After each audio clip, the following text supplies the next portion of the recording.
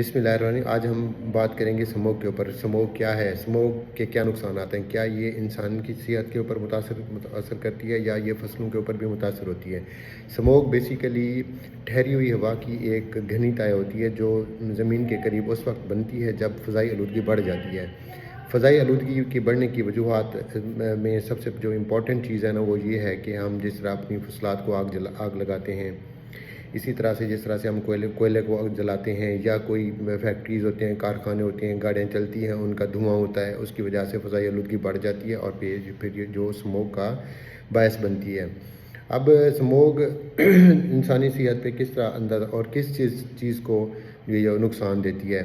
वो मरीज़ जिनको क्रोनिक अस्थमा हो, दमा हो या कोई सांस की बीमारी हो, तो उनमें ये स्मोक उनके जो है ना फेफड़ों की नालियों को तंग कर देती है, जिसकी वजह से वो घुटन महसूस करते हैं।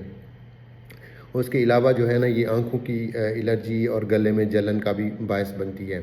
स्मोक बेसिकली इससे बचाव के लिए सबसे जो इम्पॉर्टेंट चीज़ है वो ये है कि जो मरीज़ हों, जिनको दमा का मसला हो या अस्थमा का मसला हो या फेफड़ों का कोई मसला हो, तो वो मास्क लगा के रहें और गैर ज़रूरी काम के लिए गैर ज़रूरी काम से घरों से बाहर ना निकलें। अगर कोई इम्पॉर्टेंट काम हो तो फिर घर से बाहर निकलें और प्रॉपर मास्क लगा के रखें।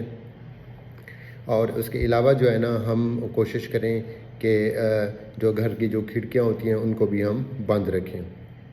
स्मोक में बेसिकली सबसे इम्पॉर्टेंट जो चीज़ होती है, ये ट्रैफिक का नुकसानात का भी, हादसात का भी बायस बनती है। जब आप गैर ज़रूरी घर से बाहर निकलते हैं तो उसकी वजह से ये भी सही नहीं होता है। इसलिए आप कोशिश क्या करें कि स्मोक में गैर ज़रूरी सफ़र से भी इस तरह आप क्या करें।